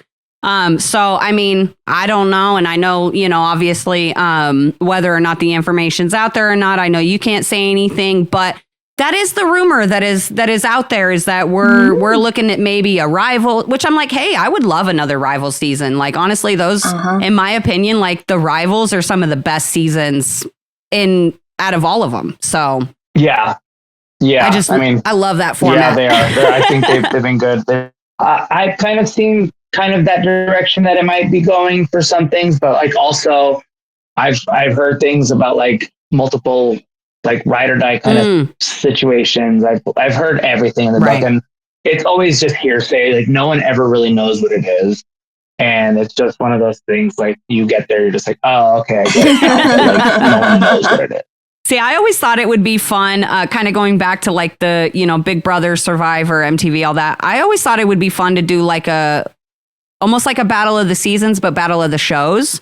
Yeah, I thought they were going to do that back in the day. I swore they were going to do that back in like Battle of the Networks or something like that. Yes. Like that would be so much freaking fun, you know, MTV versus CBS versus, you know, the All-Star, like whatever. You know, I always thought that would be fun, but I still want to go back. Like, I still want to go back to where it's like, give us a good like gauntlet or an inferno. Yes. Let's do something like that again. Let's badasses and good guys. Even a ruins too. Like that would be cool to do. There's so many contenders and champions now, new champions. Yeah. Yes, exactly. It would be such a good format, a good theme. I hope that they start to incorporate some of those other ones that we didn't get, numerous of. And even if we did, I think we got 3 gauntlets, like I would still take another gauntlet. Like I loved those ones. And Inferno was always, we got 3 Infernos too. Yeah, I would take another Inferno season. Heck yeah. Anyway, so breaking into the elimination, this one is called Fate of the Gladiator. What did you guys think about this elimination?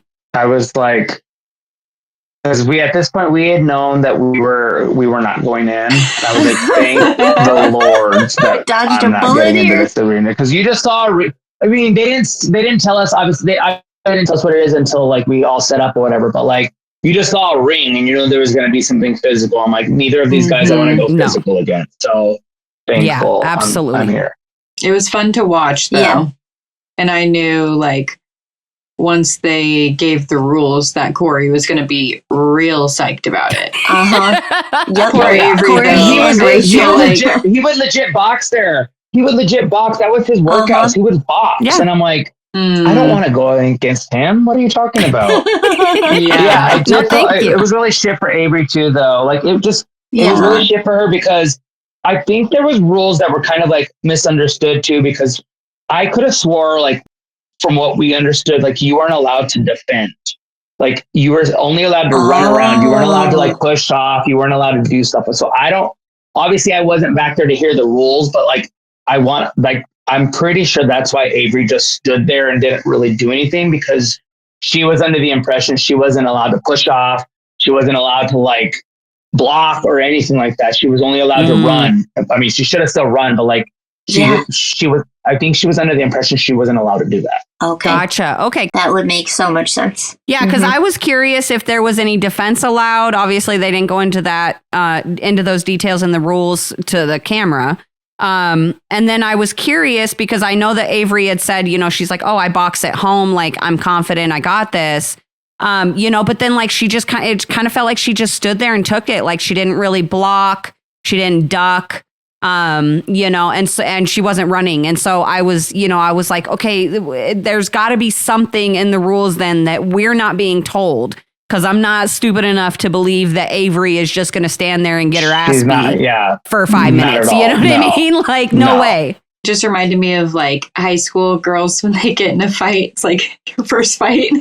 No, there was no way. I think she was under the impression, and I don't remember this one exactly. But I'm pretty sure that there was something in the rules that stated you weren't allowed to block or push off or defend. You were only allowed to run and like duck and dodge, but you weren't allowed to like actually put your hands up or block. I'm pretty sure that's what it was. Gotcha. Okay. That makes sense then. That makes sense. Yeah. Cause I mean, Rachel she just goes all out on Averey. I felt bad for Averey, but you know what? Averey. She fucking took it like a champ. So she sure did. I'm going to give her flowers. Obviously we know she ends up losing the elimination. But I think she only lost by like a few bulbs, right? Because I think she had left I think she left like 5 or 6 or something. Yeah, it wasn't that many, but you can just tell like she was just exhausted after that. Like, can you imagine getting pummeled for 5 minutes and then having to try to swing and like it was just. I think it would have been a little more. It would have been a little different had she been able to punch first. Right. Yeah. Did they do, I'm trying to remember. I can't remember if it was in the edit. Did they do like a coin toss or something to see like who would punch or defend first or? They don't do it in the edit, but that's the way it is. Okay. That's, I think I just probably assumed it was a coin toss. Yeah. Anytime that you see that there's anything that you have to flip directions or flip sides or start at a certain side or pick a color or whatever, it's always a coin toss. Gotcha. Okay. That makes sense. I felt bad for Averey, but like I said, I mean, she took it like a champ and, she lost like a champ and I really respect her for that. So. Oh, me too. And I felt so bad. I was like, fuck, she's getting womped on. I'm like, Rachel, chill. Like, you can take it easy. And that was funny too. You don't have to hit so hard. Well, one of my interviews too, I was like, okay, Rachel, the Derek best friend slayer, you took out John A first, now you're taking out Averey. Like, who's next? Olivia? Like, fuck, give him a break. Leave my girls alone. Did you guys notice that there weren't any of those little targets on the legs? Yes. Ooh, that's interesting. And I wondered if it was because Derek's leg was so messed up. Oh. That could be. And honestly, Corey could have probably like broken his leg. Yeah. That's true. His knee was fucked. It was really bad. His knee was really bad. Yeah, I'm honestly shocked he didn't. He didn't. Well, the thing is, if you don't want to get any medical attention for it, then they can't force you to. So you're not technically, they can't do anything, and they won't be held liable. You know? I've been wondering how they got around that. Well, that's how Ryan did the entire challenge with a broken clavicle. Like, he didn't say anything. Fuck. Damn. And that's scary but that's too. Up to like you too, because then you can permanently damage yourself, but that's your fault. Like you know. Yeah. Yeah, exactly. And that's what I was going to say is like, that's so scary too, especially like, I've never had a clavicle injury, but I know like knee injuries are so serious. And if you don't take care of them, like you could fuck your knee up for the rest of your life, you know? Yeah. So, I was shocked. I was like, why are they not sending Derek home? But this makes more sense. He refused medical treatment, you know, or maybe not refused, but he just didn't seek medical treatment. He didn't seek like serious medical treatment. He didn't seek x-rays. He didn't seek like deep. He got painkillers and he got a brace and everything because he already had a brace anyway. Right. So he had stuff to help, but it wasn't like he was getting not cured, but like taken care of in that way. But it was because he didn't want to. Yeah. No, that makes sense. So moving into the guys round, you know, obviously these two, man, they both go all out. So big respect to both Corey and Derek. I was extremely nervous for Derek watching him try to run around that ring on one leg. I was like, dude, you're going to break your other ankle. And then what are you going to do? You're going to have a messed up knee, a broken ankle. Like, what? How are you going to even get home? Yeah. Like, what are we doing, Derek? But man, that guy is a warrior. Yeah, that one was close. It was close. It was very close because we didn't know who won because at first Corey had gotten Derek's pretty quick. But there was like a few that he couldn't get towards the end of it until like time ran out. So it was like he got a lot at first and then he didn't get any like towards the end. Well, he got them all, but like it took him a while to get the last one. And then when Derek got there, it took him a while to like get started. But then when he was getting them, he was getting more at a time than Corey was. So like he was knocking like 6 to 8 of them off. And so it was like, okay, wow, shit, this is close. And then they blew the whip, they blew the thing. And it's like, okay, we knew that the time ran out, but like both of them had all of their stuff blown out. So we're like, we have no idea who won. It was another nail biting one. I was very confused because in the edit, they show us like right towards the end of the round when Corey is on offense and Derek's on defense.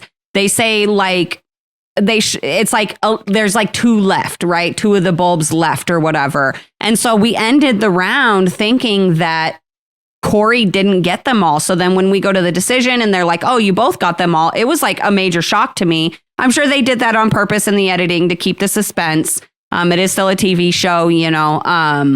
But I was shocked. I was shocked at how close it was because honestly, as soon as I saw what the elimination was, I expected Corey to just run away with this because of Derek's knee. Yeah, you know, no disrespect to Derek, but not at all. Yeah, no, there's no disrespect. And he knows that all of us were just like, you're fucking amazing. Like, that's so insane that you were able to like do that.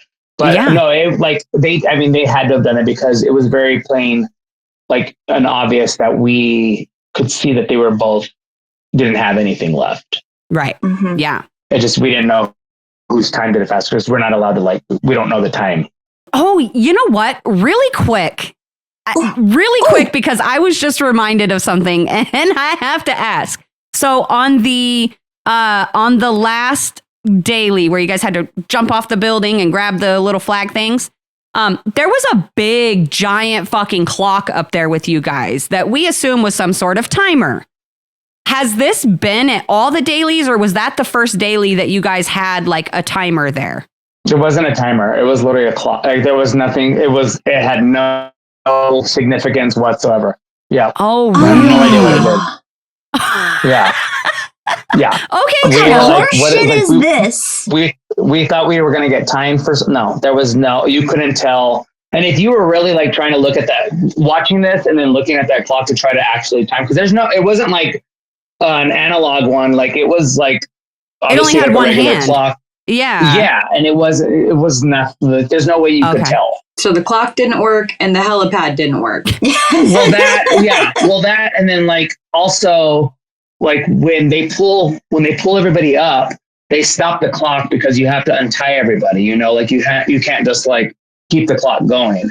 So there's like stop and go. So you would never be able to tell anyway.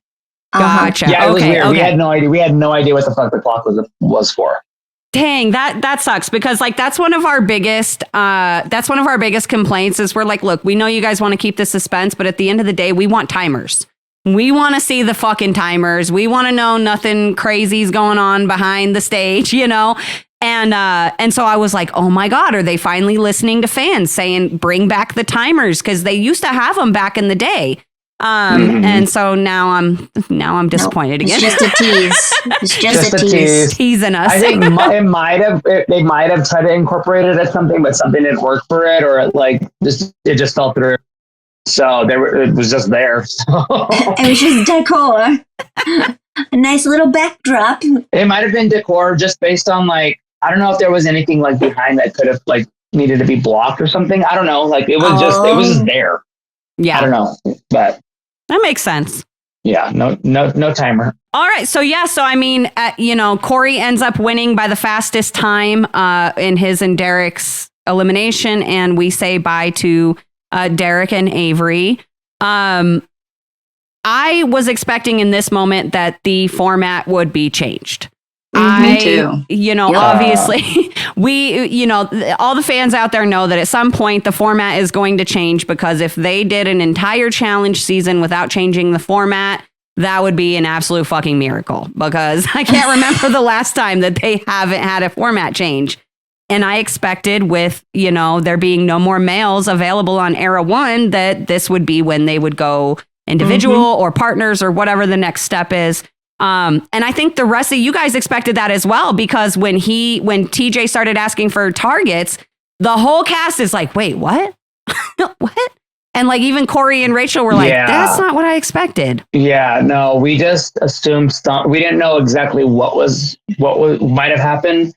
We just assumed because it wasn't a team anymore, it was just an individual person, that something was going to happen, whether it be she joined an era or somebody joined eras with her, or there was partner. We didn't know what it was going to be. Obviously, we alluded to the fact that it could possibly be individual because she was individual. But like when they said, oh, they're going to be targets again or whatever, like it's like, oh fuck, like if Rachel doesn't win this, like she's automatically going to be a target. Like that's kind of fucked up, And I was just like, damn, TJ, you're fucking ruthless this season. I thought, right? Yeah. We had a suspicion that it might be changing, and then when it didn't, we were just like, okay, well, I guess this is still going to go on. Like, are they expecting us to like just completely get rid of an entire era? Like, what are we doing? And now still teams. What happens, let's say, and obviously I know what happens, but just off the top of my head here, I'm like, what happens if the next daily Rachel / Era 1, but just Rachel loses? So that sends them directly into elimination, but there's no male to go against. So what? And we just don't have a male eliminate, you know what I mean? So that's the thing too. Oh, we all talked about it, because once we leave the elimination, especially at a time like this when there's not like an obviously like a change in the format, so you have to think about like what's actually going to go on. Oh, everybody's like maybe like the losing guy from whatever era will all automatically go in and then you'll have to just base that off of those. But Rachel has to automatically go in. So then once it's like it's two different eras going down there, maybe then after they do that, then it changes. I don't know. There was just so many ideas. Like we had no idea. Or there was just going to be a girl one, and then they were literally just going to try to get rid of it. We had no idea. Well, I was thinking that too. I was like, what if it's, what if it's like, Rachel is the, where you don't have, when you select your people to go into elimination, it doesn't have to be both from one era. It's like you could pick Rachel from era 1 and Devin from era 3. Like and so I'm curious to see how this ends up playing out next week. But the new targets, obviously Rachel for era 1, Laurel gets selected for era 2, which in turn causes Ryan to self-nominate, which I'm like, again, don't nominate yourself. But at the same time, if he's going to nominate himself and be a target, having Laurel next to him while he does it is probably the best choice, because she can't throw it to try to get rid of him, which like we talked about last week was one of his biggest concerns. Or could she though? I mean, could she? Or would she? Because she's a little crazy. You never know. Just don't do it. Don't do it. Don't get rid of Ryan. We want Ryan. No. Yeah. So then it's Tori and Devin. Yeah, Devin volunteers, Tori and Devin, and then Kaycee and Kyland. Yeah, for era 4. So that's when they switch. That's how they switch it to. They switch it to pick era 4 first. That's right. You're right. So when they switch it to pick era 4 first. You're right. Yeah. So Kaycee and Kyland were actually first, and then So. Very interesting lineup. I'm curious to see what happens next week and see how they handle these eliminations. I don't like it. Me either. Before we hop out of the recap here, girls, really quick, I just want to run through MVPs for the episode. Oh, who's your male and female MVP?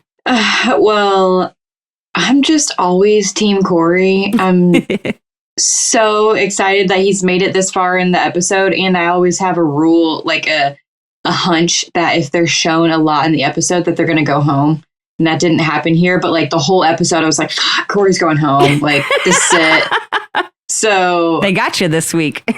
They did. So maybe my MVP should be production this time for fooling me for once, but I'm not going to do that, so I'll give it to Corey. And women, honestly, probably Averey, because she really took that like a champ, and she didn't mess up the money maker. Like she figured out how to block it so she wasn't getting like really decked in the eyes. She didn't have a bloody nose, didn't lose any teeth. Yeah. So that was so funny. I totally spaced that comment from her where she was like, I need this. Like, don't hit my face. I don't blame her. I don't either. No, me either.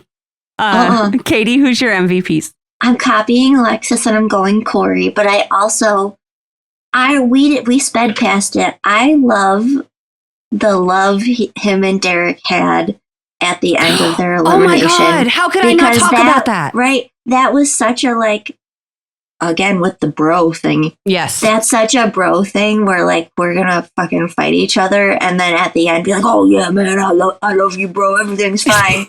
But so bro, yeah. But it made my heart so happy. Super bro, yeah. I had mixed feelings about that scene. Did you? Well, because I feel like Corey was really giving him shit, and then like right after he beat him was like, oh man, like good job.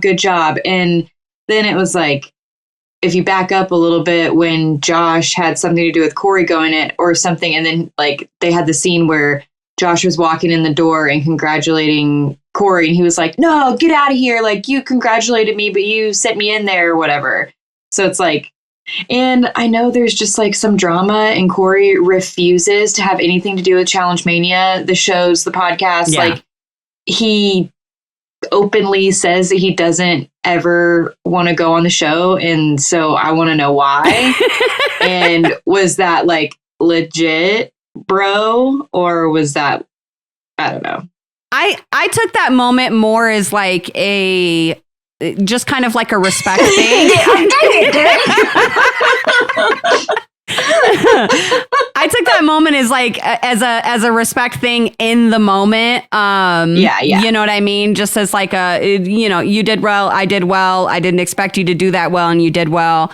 Like Katie said, like dudes who will, get mad at each other, go out in the grass and beat the shit out of each other. And then they stand up, shake hands, and they're like, good job, man. I love you. All right, we're done. Which seems like both of them. And that's how it came out. And then I also just like, part of me wonders how really serious the situation truly was between Corey and Derek. It felt like a very it felt like a very small moment that got really, really blown up. And again, I don't know if that's because of the editing or if there really were those intensive feelings between those two. But sometimes you just got to box it out. I don't know. It was one of those things that it like escalated into something bigger than it needed to be, but it also was very serious about how they were like, fuck this guy. Because afterwards, before Deliberation, they were just not anywhere near each other. They were on opposite sides. It was like they were legit, like not cool with each other. Yeah. And then you go into Deliberation, you have to try to be cordial a little bit. Then Derek called him out. So he's like, all right, all bets are off, So it's like. Yeah. Right. No, that makes sense. So really quick, just for my MVPs, I'm actually going to be giving my MVPs to Derek and to Averey, because the way that they took that elimination, what Derek was able to pull off, and the fact he was able to take it all the way down to just time on a severely messed up leg is super impressive to me. I expected, to be honest, I expected Averey to lose this elimination once I saw what it was. Rachel's a big girl. But man, again, she impressed me the way she handled it and how good she did against Rachel. So I really want to give her props, and then honorable mention to Rachel and to Corey for, obviously winning the elimination. But yeah, man, Derek and Averey definitely impressed me this episode. So I definitely want to give them their flowers. Oh yeah. So I think we might have missed Katie's female MVP. Oh, did we? I went on a tangent about Corey. I was going to, well, thank you, Alexis. I was going to give mine to Rachel. Oh, I love that. She's the last man standing. She is. Yeah. She got this. I feel like she's just like, I feel like she is a gladiator. Yeah. Like, it just full circle for this episode. She's such a bad bitch. Like, I want to be Rachel when I grow up. She is a bad bitch. I like her. She's pretty bad. Are we all going to watch the Gladiator movie? I am. Of course. Dude, I watched the first one. Fun fact about Katie, I love anything Gladiator. One of my favorite shows is Spartacus. Are you serious? Spartacus. Spartacus. It's so I love good. it. Yeah. So good. I'll have to watch the first one. I don't think I've ever seen the first Gladiator. What? Oh, it's good. Are you not impressed? Are you not Hello? entertained? Do you mean like the really Are you not entertained? like the really, really old one? Is that what you're With talking Russell about? Crowe? Okay, I have seen that one. Yeah, I didn't know if Russell there was Crowe. like a newer. Oh. Okay. no. Okay. That makes sense. This is the sequel. But there to will that be. one. Yeah. This This is the sequel. I also have to say one last thing. Squirrel. Just because you brought it up during the daily when TJ's doing the Gladiator 2 promo, and he's like, let's take a look, and then it comes back and you guys are all clapping. I'm like, there's no TV there. Yeah. I said the same thing. I'm like, they didn't even see How do you know? Did they pull you guys aside and You show don't know. How'd you guys They got know? like one of those rollout ones, like from when you were in like elementary school. The giant TV. The projector. Hey, they did have a projector to screen. They did it twice on the very first one at the Invitational. They showed us this whole promo about the entire 40 season. They made this really cool edit, and then they displayed it on the water show. They displayed it on the water show too, so they can do it. It can be done. They can do it. It can be done.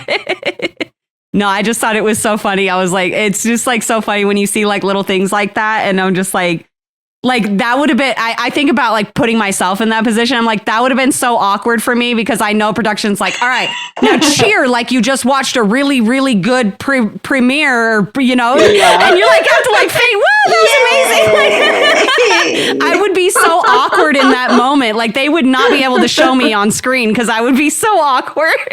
It would be awkward if it was by yourself, but like when you're with everybody, it's just like, just do it. I guess that's a good point too. That's a good point too. Yeah, so I mean that pretty much wraps up that episode. Unless there's anything else any other thoughts you want to add about this episode or this season, Derek? I just hope everybody continues like wanting more out of this, because things are only going to get better, because like you said, you know how things can happen on this show. And I think that if things do, you guys are going to be very like, let's go. So this next episode, I feel like is going to be a very crucial episode in this whole arc of this entire season. So you guys have a lot to look forward to next episode. Nice little teaser. I love it. Thank you. No, and thank you so much for joining us tonight. Yes, thanks for having me again. I've been wanting to do this for so long again. Yeah. I know. We've been wanting to have you on too. And sometimes it doesn't work out, and that's totally fine. But this was actually perfect. You got to be here for our first all girls episode. Yes. Yay. And it's been a good couple of episodes for you, and I know we clipped it last week and you saw it, but man, damn these producers for keeping you from us for so freaking long, because just damn them all. Okay. Yeah. I'm glad that you're here on 40. I feel like it's my time. It's finally my time. And I hope it continues to be my time. I hope it'll go on for at least a few more, like, I feel like I'm not done. I feel like I still have a little more to prove. I was gonna say, so does that mean you want to come back? Like, I always want to come back. I told him, I'm like Velcro. You fuck with me, you stuck with me. Like, I'm not going anywhere. If you want to have me on, as the timing works out, I'm always going to do it, just because I love this show. And like after doing Real World, I was like, I'm going to be able to do the challenge now. So I was like, oh hell yeah, I love it. If I fit whatever theme it is, or if they just want me back, like I'm always going to be here, because I love the competition and I love this stuff. So. That's awesome. That's awesome. We're glad that you're like finally getting your time to shine, and getting to really show what you're capable of. And it's been awesome to watch. So, I've heard a few other people mention too, like, who's the most underrated or who surprised you the most. And I'm pretty sure even Bananas said you. Mm-hmm. And that's a big deal, because he doesn't like to give people their flowers. So I was like, yes. Yeah, that's, we had some good conversations, and he was like, bro, he's like, I did not think that you were going to be anything like you were. He's like, I'm super impressed with you. And I was like, oh my God. Oh, thank you so much. Really? Me? Thanks, man. Yeah. Me? Yeah. Still, I don't fucking trust you, but thank you. Thank you. Still fuck you, but thank you. Yeah. No, I love that. No, that's really cool though. And I do like that he took the time to, give you your flowers, give you your props. That's cool. But yeah, no, thank you so much again for doing the episode. And I'm sure that we'll definitely have you on again here at some point. Sure. I'm definitely looking forward to see what happens next week. Yay! Yeah, it's gonna be crazy. Yeah, thanks for having me on again. Yeah, of course. Anytime, dude. It's always a pleasure to have you on. You're always so much fun to talk to, and you always bring the energy. So again, thank you for coming on with us. But for all the listeners out there, make sure if you haven't yet, make sure you rate us 5 stars. If it's going to be anything less than that, make sure you do it on Yelp or send it to @Biodomer on Instagram. And other than that, I think we're going to go ahead and get out of here for this week. So from myself, Corrina Hayes, and the beautiful wife, Katie Bad Blood Pahura, Alexis Tex Rawson, and of course our very, very special guest, Derek Chavez. Thank you so much for joining us. Thank you all for tuning in, and we will see you guys next week. Bye. Bye. Can I say later now that Tony is not here? Say later. Do it. Later. Bye.